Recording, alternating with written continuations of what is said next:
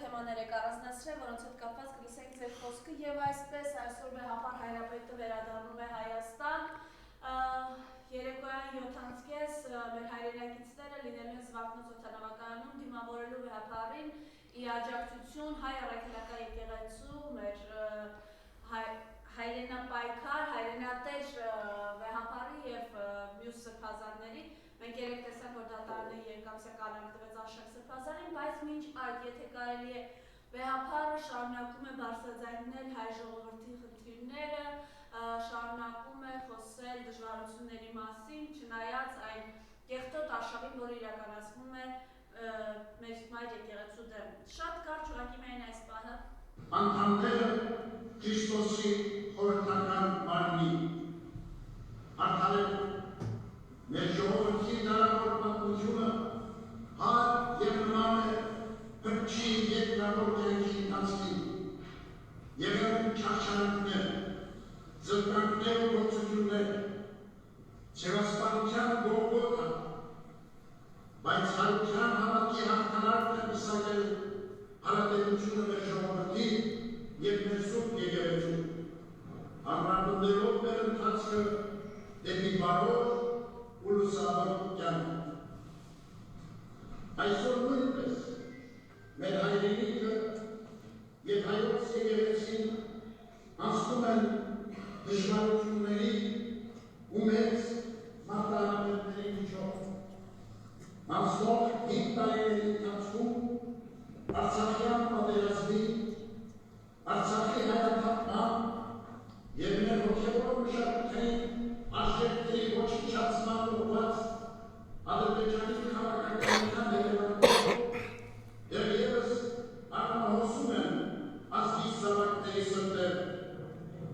Շարունակում են բաց մնալ արցախահայության իրավունքների պաշտպանության, Ադրբեջանում գերության մեջ պահվող հայոցների ազատ արձակման և չընդհատվող մշակութային ցեղասպանությունը կասեցնելու հարցերը, որոնք կարող են ամենքից միասնական ջանքերի և հետևողականության։ Հայրենիքում տիրող դժվարին իրավիճակում խիստ մտահոգիչ է նաև իշխանությունների որդեգրած հակաեկեղեցական քաղաքականությունը, որով ապօրինի քայլեր և բռնաճնշումներ սանձազերծել և բարձրաստիճան եկեղեցականության դեմ։ Գիտեք, որ անազատության մեջ են գտնվում 3 սրբազաններ, ազգային մեծ բարերարը և այլ այգուներ։ Այսօր տեղեկացանք, որ ևս մեկ սրբազան Արշակ արքեպիսկոպոս Խաչատրյան ձերբակալված է կյանքի տանելու համար։ Սիրելիներ, մեր ժողովրդի միասնության, հավատքի և եկեղեցին համատարության շնորհիվ իրավունք է հաղթահարի այս գործունեությունը և չեղարկացնել շարանի այս գործունեությունները։ Այսպես Վեհապար Հայրապետը նորից խոսեց արցախահայության խնդիրների մասին, խոսեց բռնաճնշումների մասին, որոնք իրականացվում են։ Այս մասով ձեր խոսքը համեցեք եւ արդեն հետո անդրադառնանք նաեւ Արշակ Սրբազանի կալանավորմանը։ Շնորհակալ եմ հրավերի համար, ողջունում եմ մեծ բոլոր դիտողներին եւ այո, շատ կարեւոր է, որ մարդիկ լսեն Վեհապար Հայրապետի այս խոսքերը, որոնք նոր հնչեցին եւ որոնք առաջին անգամ չեն, որ հնչում են։ Պետք է նաեւ ասենք, որ 2020 թվականի դավաճանական պատերազմից հետո նամանավանդ 23 թվականի արցախահայության բռնի տեղահանումից եւ ցեղասպանության ենթարկվելուց հետո Վեհապար Հայրապետը եւ հայ առաքելական եկեղեցին որպես կառույց այն եզակի հայկական կառույցներից են, որոնք աշխարհում տարբեր երկրներում, տարբեր հարթակներում բարձրացնում են արցախահայության վերադարձի իրավունքի հարցը։ Եվ իհարկե եկեղեցու վրա հարձակման գլխավոր պատճառը հենց դա է։ եկեղեցին ըմբոստանում է Հայաստանի Հանրապետության իշխանությունը զավթած խմբակին, ըմբոստանում է ոչ թե անձնական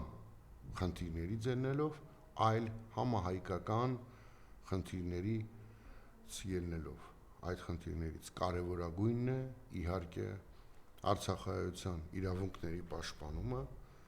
եւ ցեղասպանության ճանաչման գործընթացը։ Այն այս երկու կարևորագույն խնդիրների պատճառով է, որ Նիկոլը եւ իր խմբակի մնացած անդամները ստացել են ըստ ամենայնի հրաման կամ Թուրքիայից կամ Ադրբեջանից, որպեսզի նա վերափոխի, վերաձևի հայկական ավանդական եկեղեցին եւ իսկ ինչու ոչ ժամանակ անց ընդհանրապես այդ եկեղեցին ոչնչացնի։ Ընդհանուր առմամբ մենք պետք է հասկանանք, որ հայ առաքելական եկեղեցին սա ոչ միայն հայերին համախմբող կառույց է, լինեն այդ հայերը Հայաստանում թե Սփյուռքում,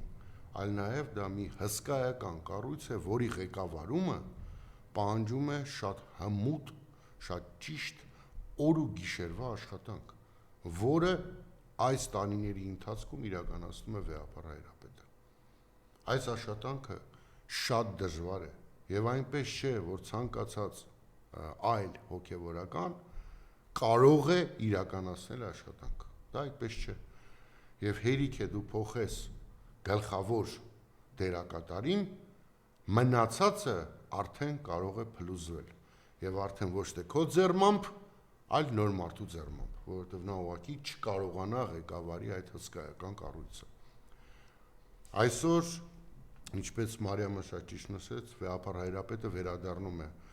Հայաստան եւ ես ինչքան տեղեկացած եմ Facebook-ում տարբեր գրառումներից կա նախաձեռնություն իրեն դիմավորելու օդանավակայանում, կոչով դիմում է մեր հայրենակիցներին լինել այնտեղ, աջակցել, ցույց տալ ձեր աջակցությունը, թե օդանավակայանում, թե բոլոր սոցցանցերում։ Ինչպես մենք ձեռքի տված կարողացանք ստեղծենք լրջագույն բան իշխանությունների վրա ազդեցություն, որպեսզի ազատ արձակեն Լիդիա Մանթաշյանին։ Նույն process-ն է։ Լրիվ նույն process-ն է։ Մենք պետք է կարողանանք ստեղծել այդ ուժգին ալիքը, որը պարտադրելու է այս իշխանություններին ինչ որ պահի գնալ զիջումներին։ Ինչու սրանք չեն գնում զիջումների, ինչու է այդպես ամեն ինչ անում են, որպեսզի քանդեն մեր եկեղեցին եւ քանդեն Հայաստանը, ինձ համար անձնապես պարզ է եւ ակնհայտ է։ Կատարում են իրենց կներեք արտահայտության համար վզին դրված պլանը։ Իսկ պլանը շատ պարզ է, Հայաստանի Հանրապետությունում պետք է այլևս չլինի։ Արցախի հանձնումը Թուրքին դա այդ պլանի մեկ մասն էր, ոչ թե ամբողջ պլանը։ Եվ սա է այսօր կատարվում։ Արշակ Սրբազանի կալանավորումը ոչ այլ ինչ է կամ ծաղր մեր հայրենակիցների նկատմամբ, հայ առաքելական եկեղեցու նկատմամբ եւ իրավապահ համակարգի նկատմամբ։ Մենք հասել ենք նրան, որ արդեն Սրբազան հայրին մեղադրում են շատ կներեք ջեբի մեջ պլանքցելու մեջ։ Ի վերջո վանոյական ժամանակներ եք հետ բերում, հա երևի։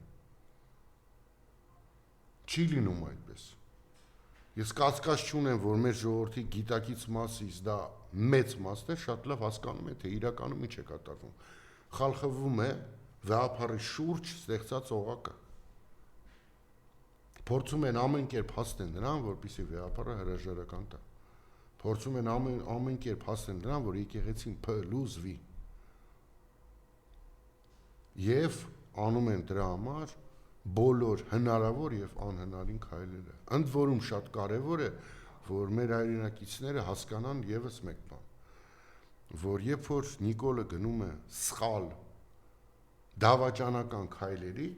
նա սովորաբար անում է այնպես, որպեսզի այդ քայլի մասնակից դառնան հնարավորինս շատ մարդիկ իրավապահ համակարգում, դատական համակարգում եւ իր կառավարությունում, որպեսզի նա միայնակ չլինի պատասխանատու։ Ընդ որում, երբ որ շատ մարդ է, Այդ բոլոր շատ մարդիկ շատ լավ գիտակցում են, որ իրենք անում են հակաօրինական քայլեր, բայց դա անելով հասկանում են, որ իրանց ազատության մեջ մնալու միակ միջոցը դա Նիկոլի իշխանության երկարացումն է եւ սկսում են անznուրած ծառայել իրենց Նիկոլ Փաշային։ Այդ դա պետք է դուք հասկանաք, որ ցանկացած դատավոր, ով կատարում է կամ իրականացնում է ըստ օրենքի արդարություն, իսկ իրականում իրականացնում է Նիկոլի հրահանգները, նա ոչ միայն դառնում է Նիկոլի կատարածոն, այլ նա նաև դառնում է մարդ, ով ամբողջությամբ իր ազատությամբ կախված է միմիայն Նիկոլից, որտեղ հասկանում է, հենց Նիկոլը փոխվի, ինքը պետքա պատասխան տա իր արարքների համար։ Նույնը կատարվում է դատախազությունում, նույնը կատարվում է ՀԿՑ-ում եւ ամենուրեք։ Նիկոլը մասնակից է դարձնում իր կողմից իրականացված հանցանքների մեծագույն թվով մարդկանց եւ ինքը շատ լավ հասկանում է դա ինչի անում է, որպեսզի այդ մարդիկ պատրաստ լինեն ամեն ինչի իր իշխանության պահպանման համար եւ իր ընտանիքի բարեկեցությունը շատացնելու համար։ Տեսեք, մի կողմից Նիկոլը կատարում է դրսից թելադրված պլան, այն է եկեղեցու քանդումը, մյուս կողմից օգտագործում է ներսում այս իր քայլերը այլ բաները ծածկելու համար, օրինակի համար կոռուպցիան։ Նիկոլը ամեն անգամ ազգային ժողովում տարբեր падգամավորների ելույթներից հետո ուղղակի պարետկոմային վիճակի մեջ է ընկնում։ Անիֆի անունից մազերը բիզբիզ են կանում։ Եվ գիտեք, օգտվելով առիթից ուզում եմ շնորհակալություն հայտնեմ ընդդիմադիր падգամավորներին, մասնավորապես Աննա Գրիգորյանին, Քրիստինե Վարդանյանին, Ագնեսա Խամոյանին, Արտուր Խաչատրյանին, Թադևոս Ավետիսյանին, մարդկանց, որոնք կարողանում են հոդաբաշխ հայերեն լեզվով մեր հասարակահաղորդակցիներին ցույց տան, որ այս իշխանությունը զբաղված է միմիայն սոսկ անձնական գրպանները լցնելով։ Դրանով են զբաղված։ Եվ իհարկե Նիկոլը նաև եկեղեցու վրա հարձակումով փորձում է այդ կոռուպցիայի ուղղակի խայտառակ դեպքերը փակել հասարակության մեջ, այսինքն իրեն ավելի ձեռք է տալի, որ մարդկանց մեծամասնությունը խոսա եկեղեցու մասին եկեղեցու վրա հարձակման մասին, քան օրինակի համար քննարկման առարկա դարձվի Աննա Գրիգորյանի կողմից 3 եւ 3 առաջ օրը հնչեցված ելույթներից։ Նիկոլին ձեռք չի տալի, որ ժողովուրդը դրա մասին սկսի մտածել եւ խոսել։ Եվ դա հասկանալի է։ Մենք մինչև կգանք անպայման կոռուպցիային այս իշխանության։ Տեսեք, շատերի խոսքով Արշակ Սրբազանի կալանքի տանելը նաև պայմանավորված է առաջիկայում եպիսկոպոսի ժողովի հետ, որտեղ Վեհապար Հայրապետին նաև հայ հավատավոր ժողովուրդը խնդրում է, որպեսզի կարգալույց արվեն այն եպիսկոպոսները, սրբազանները, ովքեր հանդիպել են Նիկոլ Փաշինյանին, մինչև անգամ թեմերից վրընդվել եւ ասում են հենց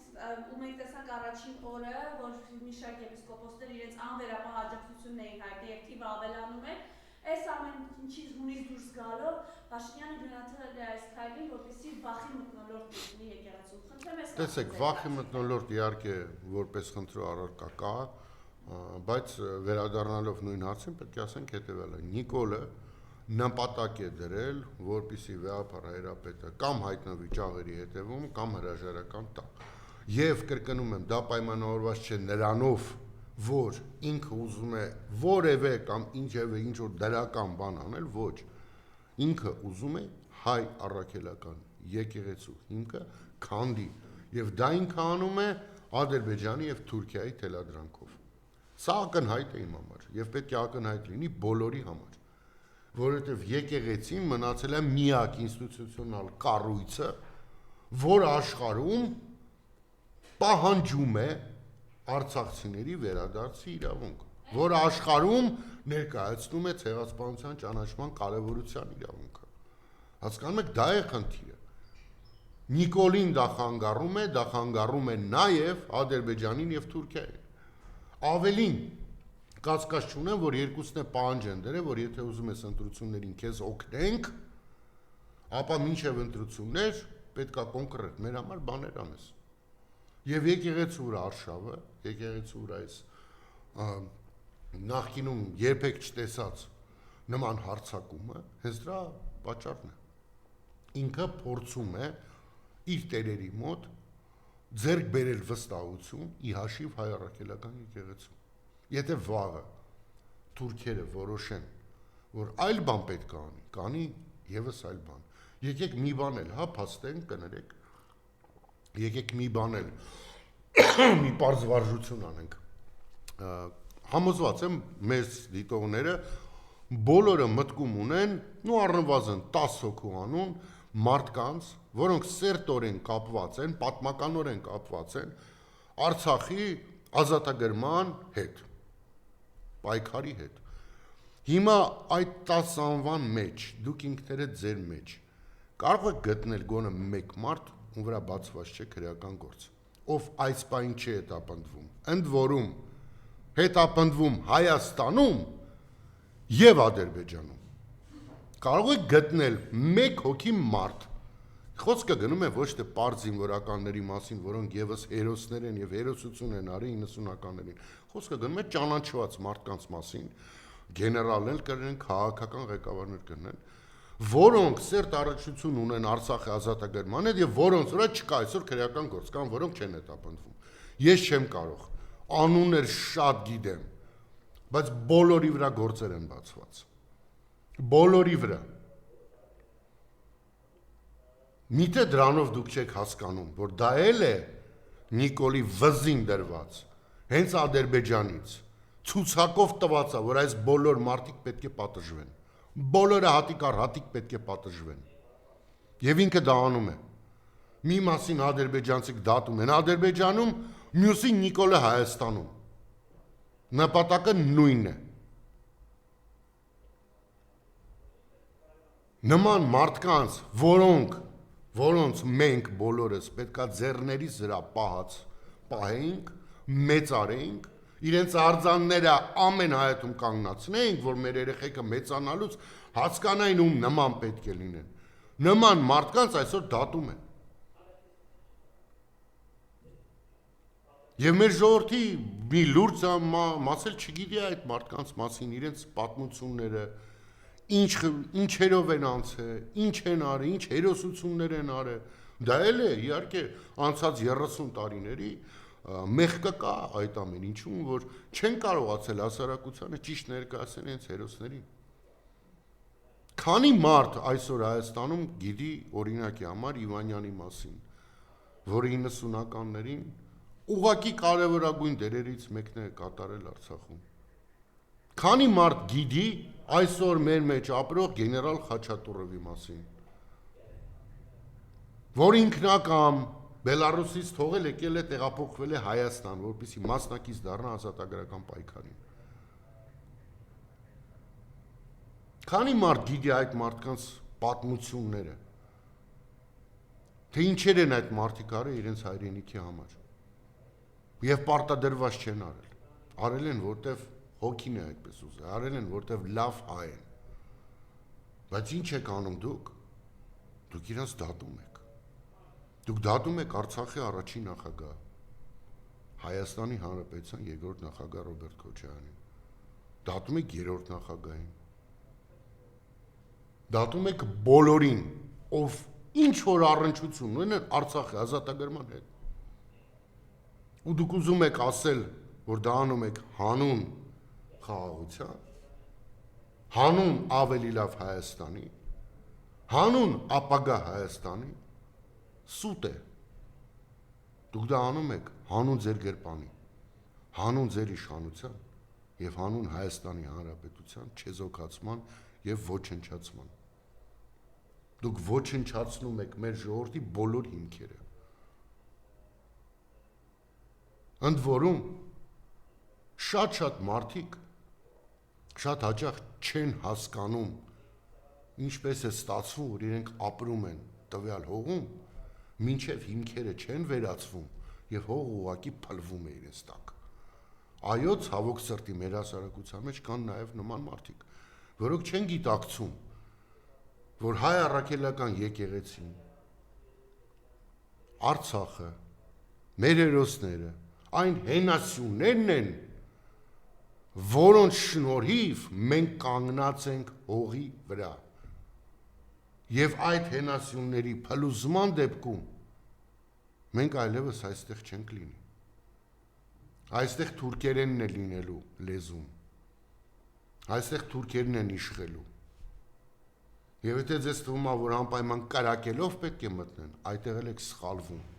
Կրակելով չեն կարող, կրակելով էլ կարան, բայց ոչ միայն, կարան ուղակի գան, Նիկոլի հրավերով։ Նիկոլը Սաղորը խոսում է խաղաղությունից, մինչդեռ 3 Ադրբեջանի նախագահ Բաքվում մասնակցել է մի խորհրդաժողովի արևմտյան ադրբեջանցիների վերադարձի խորագրով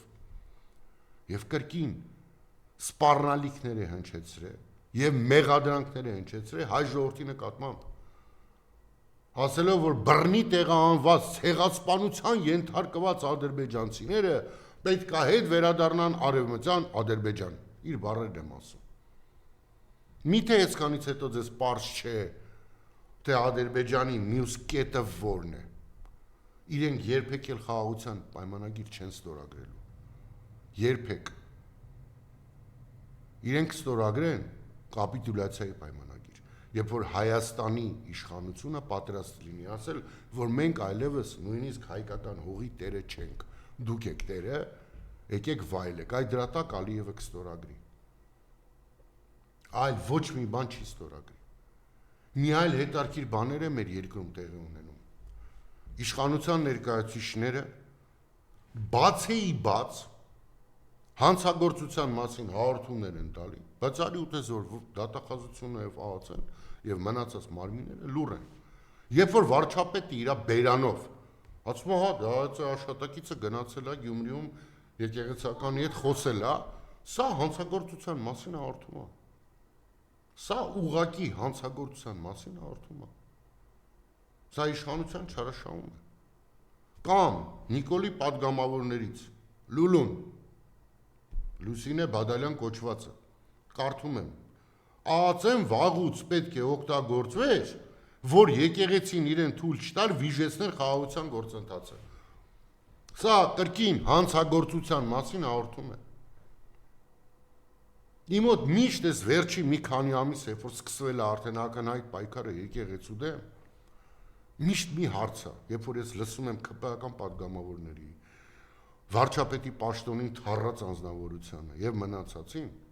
իմ մոտ մտքումս տանը նույնիսկ բարձրաձայն եմ արտահայտում, միշտ մի հարց է, արա դուք ով եք։ Երբ որ լուլուի պեսը խոսում է վեհապար հայրապետի մասին, մենակ մի հարց կա, դու ով ես։ Այդ հայլու մեջ քեզ նայ, մի հատ անցածը ճանապարհը նայ։ Ինչի՞ է ձեզ թվում, որ դուք մի հատ լողանալով փոխվում եք, դառնում եք այլ մարդ։ Դուք ջրի տակ կանգնած մեկը նույն թերմացքն եք, հասկանում եք։ Նույն թարախն եք ու նույն նեռը։ Եվ որևէ բան անթրաշ թե թրաշով ձեզ չի կարող փոխել։ Ով եք դուք դառել, որ քննարկեք հայ առաքելական եկեղեցու հետ կապված հարցերը։ Դուք ձեր ընտանիքի հարցերը չեք կարողանում լուծել։ Ոչ մեկդ։ Սաղդ խառնված իրար մեջ ինչ որ անհասկանալի շվեդական ընտանիք եք դառել։ Ու դուք մեզ ապրել եք սովորացնում, մեզ կրթել եք ուզում, մեզ բարոյականությանն եք ուզում, հա, ինչ որ սովորացնել, նորմերի, թարգեք, միշտ հիշեք, ոնց ոչինչ եղել եք, այդպես էլ ոչինչ կմնաք, անկախ նրանից իշխանություն եք, թե ոչ, չկա հավերժ իշխանություն, չի կարող հավերժ իշխանություն լինել, ընդ որում շատ հետարքիր մի օրինակ եմ ուզում բերեմ, որ մեր սիրելի ժողովուրդը ավելի լավ հասկանա, թե իրականում ինչ է կատարվում։ Տեսեք, երբ որ դու գալիս ես իշխանության, ընդ որում ոչ Հայաստանում, աշխարհում ցանկացած երկրում, դու պետք է պատրաստ լինես նրան, որ հասարակության ինչ որ մի զանգված քեզ ընդունելու է, ինչ որ մի զանգված քեզ սիրելու է, ինչ որ մի զանգված քեզ ատելու է։ Դա նորմալ է։ Չես կարող բոլորի կողմից սիրված լինես։ Բոլորի կողմից սովորաբար սիրված են լինում մահացած մարդիկ։ Ինչպես ասված է մեր բանում, որ գնա մեռի, արի սիրեմ։ Հիմա Ինչ արե Նիկոլը, երբ որ զավթել է իշխանությունը։ Պատկերացնենք մի պարզ ընտանիքի վրա օրինակը, որպեսզի բոլորիդ շատ հասկանալի լինի։ Պատկերացրեք, որ կա ընտանիքում հայր, որը մեր դեպքում ցավոք սրտի Նիկոլն է, եւ կան իր կինը, կան բազմազավակ ընտանիք է, լիքը երեխաներ, տատի, պապի, հիմա այդ տանը երեխեն մոտենում է հորը, այսինքն Նիկոլին, ասում է, պապ, բախի ուտելու բան չկա, ասում են մերը տա մեղավոր, չի սարքե, ասում է լավ, հետո մյուս երեխեն է մոտենում, ասում է, պապ, տանը ցուրտ է ինչ-որ, խի է տենց, ասում են, պապա, թելը մի 10 տարի առաջ են դուրը բաց է թողե, քամի է, մրցում ենք ընտանիքով, հետո տատիկն է գալի, ասում է, բալամ, գիտես, ոնց որ փողը քիչ է, չի իրիքում, Ֆրոմ ասում է, դե ուրեմն ծախսելու ձևը չգիտես, որ չի իրիքում, դու ավել փող ինչ ես անում, եղածով յոլա գնա, հետո գալիս է մյուս երեխան, ասում է, պապ, ես ինչ որ գիտես մի բան ինչի, ես մեր հարևանը ոնց որ մտել է իմ սենյակը ու դուրս չի գալի, ասում է, այդ այն պապի տա մեղավոր է, որ մի 5 տարի առաջ հիշում ես դուռը բացել էր, այդ ժամանակ մտել են եկել են քո սենյակ, շատ պատկերավոր եմ բացատրում, արդյունքում ստացվում է, որ ընտանիքի հերը մի անմեղ գառա, բայց տատով, պապով, երեխեքով սաղ մեղավոր են, այդ դա է անում Նիկոլը, ճիշտ ղեկավարը, ոչ թե ասում է ով է մեղավոր, այլ լուծում է խնդիրը, ինքս իմ վրա օրինակ բերեմ, 10 տարի ղեկավար եմ եղել, չի եղել դեպք, որ ես որևէ աշխատողի ինձանից վերադասի մոտ, ասեմ, գիտեք, ես չեմ, բան նախագահային մարդն ինքն է սխալ արել, սխալը միշտ եղել եմ ես, անձնապես, ու ասել եմ, եթե այդ սխալը այդքան կարևոր է, որ ներելի չէ, ես պատրաստ եմ դուրս գամ գործից, բայց մեղավորը ես եմ, իսկ ինչ անում Նիկոլը, ինքը ատելությունը տարածում է ժողովրդի մեջ, ինքը ժողովրդին իր դեմ է տրամադրում, ոնց որ իմ նկարագրած ընտանիքում, որտեղ տատը պապուց է զզվում, երեխեքը իրար մեջ են իրարից զզվում ու բոլորը իրար վրա կատաղած ման են գալի, որտեղ բոլորը մեղավոր են, բացի պապայից, որտեղ պապան նստած ու մեղավորներ է նշանակում, իսկ այդ ընտանիքը միանշանակ քանդվելու է, որովհետև չկա լուծում, կան մեղավորներ, մեր երկիրը այդ վիճակում է, մեր երկիրի ղեկավարում է մարդ, ով չունի լուծում, ով ունի մեղավորների մի շարան, ու անընդհատ այդ շարանը փորձում է օգտագործել, այսօր էս է մեղավոր, վաղեն է մեղավոր, այն մյուս օրը Տրամպն է մեղավոր լինելու, հետո Պուտինը, հետո Վարդանյան Արան, էլ ավելին, ինքը ավելի է գնում, դուք նաև պետք է հասկանաք, որ ամեն օր, երբ որ ձեր կնոջ հետ մտնում եք տեղաշոր, դուք մենակ չեք, ինքը ձեր հետ է, որտև ձեզ ձայնագրում են, ձեզ գաղտնալսում են, և եթե ձեզ թվում է, որ դուք պարզ քաղաքացի եք և ձեզ չեն լսում, ապա դուք չարաչար սխալվում եք, սրանք լսում են բոլորին, սրանք հետևում են բոլորին, որ հանգարց մեկը չշշկրվի, ասի արա, բայց տղա ջան, այն պապը, որ դուռը բացել էր, 10 տարի է դու ես, փագե էր այդ դուռը, եթե պապը բացել էր, կամ մաման եթե ճաշը վատ է, փումբը բաժանվեիր մի հատ նոր մամա բերեիր, որը լավ ճաշ կեպի, այդ դա է խնդիրը, անընդհատ մեղավորներ գտնելով ժողովրդին այնպես է իրար դեմ տրամադրել, ժողովուրդը չի մտածում, որ լավ ի վերջո ես խիպտի ատեմ ինպես հային, այդ ատելությունը պետք է վերացվի, մենք բոլորս հայ ենք, ի տարբերություն իշխանության ներկայացուցիչների, որոնք անում են ամեն ինչ, որ մենք իրար ատենք, որ մենք իրար դեմ պայքարենք, որ մենք իրար դեմ դուրս գանք, Աստված մի առաս է, որ մենք իրար դեմ կռիվ տանք, նախկին նախագահների մասին, ամեն մեկի մասին տարբեր կարծիքներ ունեմ, բայց երեքն էլ իրենց կառավարման օրոք, այդ ատելությունը վերցրել են իրենց վրա, երբեք չեն տեղաբաշխել ատելությունը ժողովրդի մեջ, վերցրել են իրենց վրա, և այդպես պետք է լինի, որտև դա այն գինն է, որը դու վճարում ես իշխանության գալուց հետո, Այո, պետք է սովորես դրան, որ քեզ ժողովրդի ինչ որ մասը կատի։ Բայց դուք պատկերացրեք ինչքան վատ, ինչքան սխալ, ինչքան դավաճանական ղեկավար է այսօր, որ նույնիսկ այդ ատելությունը ժողովրդի մեջ բաշխելով,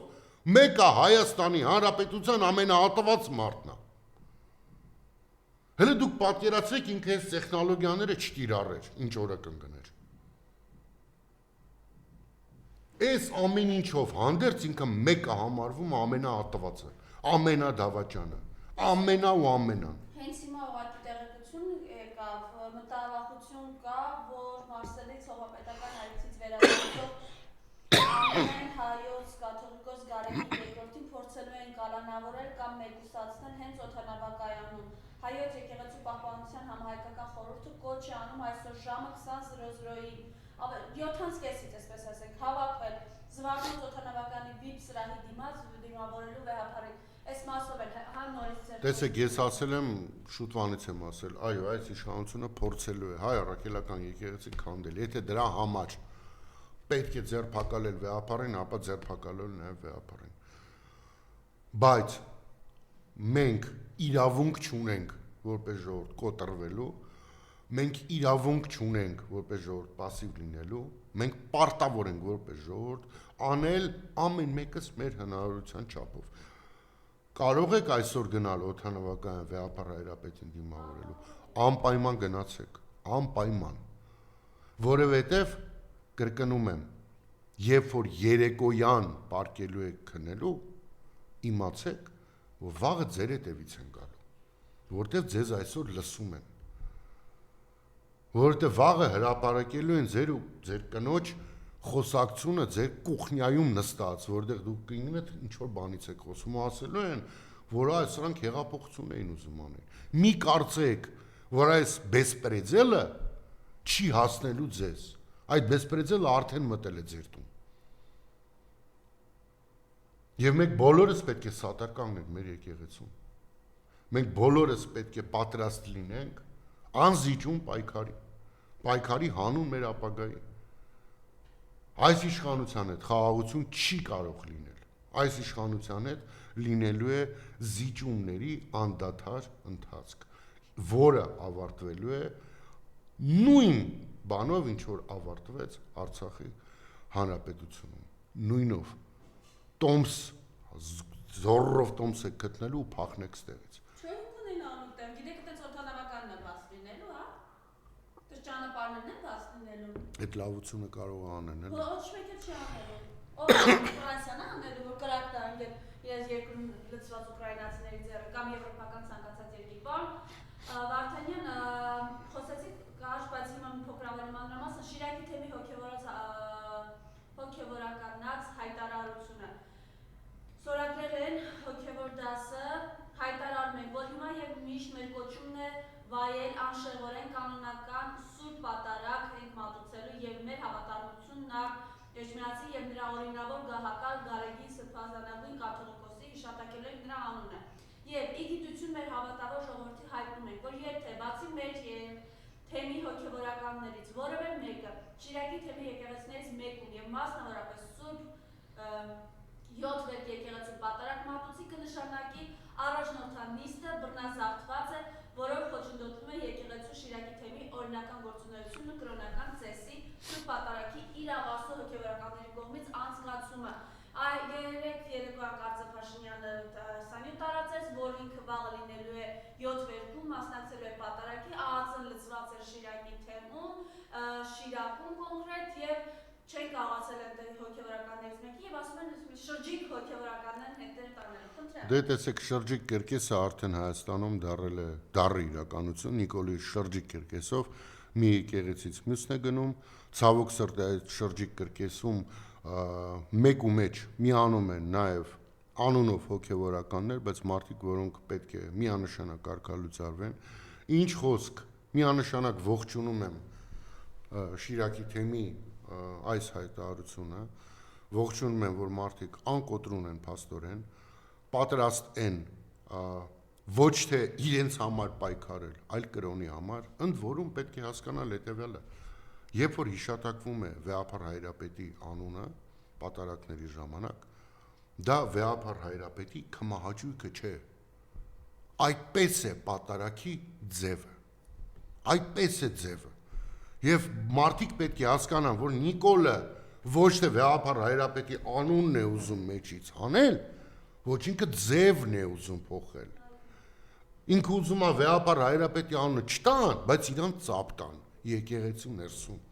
սա աղանդ է, ոչ թե հոգևոր ինչ-որ միջոցառում, Նիկոլը աղանդ է ստեղծում, աղանդի անունն էլ Նիկոլա, ու մենք բոլորս պարտավոր ենք դրա դեմը բոլոր հնարավոր ձևերով կանգնեցրել, բոլոր հնարավոր ձևերով, կրկնում եմ Նիկոլի պատգամավորները, նախարարները, ամեն օր, օրը 10 անգամ հանցագործության մասին հաղորդում են տալի իրանց ելույթների ժամանակ, իրանց ստատուսներ գրելու ժամանակ, բայց արի ու տես, որ ԱԱՑ-ն զբաղված այլ բաներով, Եթե ԱԱՑ-ն ժամանակին, երբ որ Նիկոլը կանգնում դատարանները արգելափակելու կոչ էր անում, ԱԱՑ-ն ու դատախազությունը իրանց գործով զբաղվեին ու ձեռփակալ էին սրան, Ղարաբաղն էլ կլիներ, ամեն ինչ էլ տեղը կլիներ։ Մինչդեռ ԱԱՑ-ականները ու դատախազության աշխատակիցները Աստված գիտի ինչով էին զբաղված։ Ամեն մեկը երևի իր կարողությունները դիզելով, Նիկոլին ծառայելով։ Սիրելի ժոր, կռիվը կա այնքան ժամանակ, քանի մենք պայքարում ենք։ Հաղթանակը լինելու է այն ժամանակ, երբ որ մենք չօգնենք պայքարից։ Եվ այդ պայքարում միանշանակ հաղթելու հայ ժողովուրդը, միանշանակ ես չեմ հաղթելու։ Անձնապես ինչ-որ մեկը չի հաղթելու, հաղթելու է Հայաստանի Հանրապետության քաղաքացին և մենք ոչ հայությունը։ Սա կռիվ է հայ մնալու համար, և այս հաղթանակում պետք է բոլորս մեր հնարավորության չափով մասնակից լինենք, բոլորս, որպեսզի հետո բոլորս միասին տոնենք հաղթանակը և անցնենք այդքան կարևոր խնդիրների լուծման, ինչպես այս երկրում այսօր կա։ Դուք հասկանում եք, որ այս վարչապետ կոչեցյալը կանգնում ազգային ժողովից, ասում է 10,000 դրամով թոշակառույց, թոշակը բարձրացնեմ, ինքը չի իմանա ինչ անի այդ փողով։ Դուք հասկանում եք, սա ինչ ծաղր է։ Ասեմ ձեզ ավելին, ինքը նաև նախապատրաստում է դրան, որ թոշակառուների տարիքը բարձրացնելու է, և թոշակները տալու են ոչ թե չգիտեմ 63-ից կամ 65 տարեկանից, այլ 75-ից, ինչի որտեղ փող չունի ձեր համար, որտեղ իր սաղ փողը բյուջեի ծախսում է մեզ մեր հանդեպ իրականացվող տերորիստական գործողությունների վրա, իր իրավապահ համակարգի վրա, միլիարդավոր դոլարներով աշխատավարձներ է բաժանում իրավապահ համակարգին, որպեսզի այդ համակարգը ոչ թե ծառայի Հայաստանի Հանրապետությանը, այլ Նիկոլ Փաշինյանին։ Բայց փող չունի ձեզ թոշակ տալու։ Դրա համար երկու ձև կա, կամ դի սաղից սպանի, որ թոշակ չտա, որը իր դեպքում կրկին սպասելի է, կամ թոշակի տարիքը բարձրացնի։ Երեկ տարածվեց համացանցում նախագահ Քոչարյանը հանդիպել էր իր համակիրների հետ և կարճ հոլովակ տեսա, երբ որ նախագահ Քոչարյանը խոսում էր թոշակների բարձրացման մասին։ Շատ ճիշտ գնահատականվեց և փաստեց, որ իրականում այս իշխանությունը թոշակի բարձրացում ընդհանրապես չի արել։ Իրանք նույնիսկ ինդեքսացիան ամբողջությամբ չեն արել։ Երբ որ գները բարձրացել են այս տարիների ընթացքում 26-27%-ով, իսկ թոշակը ինդեքսավորվել է մոտ 22%-ով։ Այսինքն նշանակում է, որ թոշակը բարձրացել է 0 դրամով, 0։ Իսկ ինչ-որ մեկը կարող եք վիճել նրա հետ, որ օրինակի համար նախագահ Քոչարյանի ղեկավարման տարիներին թոշակը 10 անգամ է բարձրացել։ Չեք կարող, որտև այդպես է։ Եթե դուք ինչ-որ բան չեք հիշում, խոսացեք ձեր ծնողների հետ, տատիկ-պապիկների հետ, թող իրենք հիշեցնեն։ Թող իրենք հիշեցնեն, որ Հայաստանում եղել է ղեկավար, որը կարողացել է անել զգալի բարեփոխումներ, ընդ որում առանց որևէ վնաս տալու մեր Հայաստանի Հանրապետության պաշտպանության նախարարությանը, մեր անվտանգությանը, Արցախի անկախությանը, Արցախի մասին խոսեցինք, այս շաբաթվա մեջ հրապարակվեց բանակցային process-ի թղթերը։ Մի կողմ դնեմ, որ հեսա դրա մասին եք խոսանք, թե քիվեստի վերաբերյալ չկա այնտեղ որևէ բան, բայց տարբեր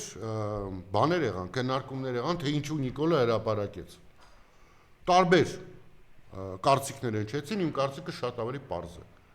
Նիկոլը հրապարակեց այդ փաստաթղթերը, որտեղ վախ ուներ, որ այդ նույն բանը կանի Ռուսաստանի Դաշնությունը։ Ռուսաստանի Դաշնությունը բազմիցս տարբեր պաշտոնյաների մակարդակով ասել եւ ասում է, որ երբևէ չի բանակցվե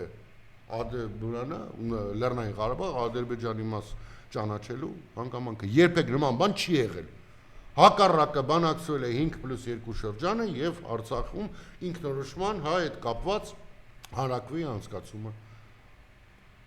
Դրա համար Նիկոլը հենց այդ ԵԱՀԿ-ի Մինսկի խումբը լուծարվեց, առաջ ընկավ հրապարակեց, որպեսզի կարողանա ժողովրդին ասել, էլի իր սիրուն ձևն է, չէ, մանիպուլյացիա, այ տեսեք, էսի սենց, ու կրոտիտների շարան։ Ուղղակի առաջ ընկավ, որտեղ եթե դա առաջինը ռուսական կողմը բանաներ, բացահայտեր, Նիկոլը շատ ասելիք չէր ունենում։ Իսենց կրկին հոգեբանական հարցակում է, էլի ինքը բան է անում, հրապարակում է ու փորձում է տակից դուրս գալ։ Հիմա վերաբերվում է քիվեստին։ Հրապարակված չի քիվեստը, որը իմ գնահատմամբ դիվանագիտական փայլուն հաղթանակ էր, փայլուն։ Ցավոք Ադրբեջանի այն ժամանակվա նախագահը հրաժարվեց այն ստորագրել։ Այդ փաստաթուղթը չկա, դրա փոխարեն դրված է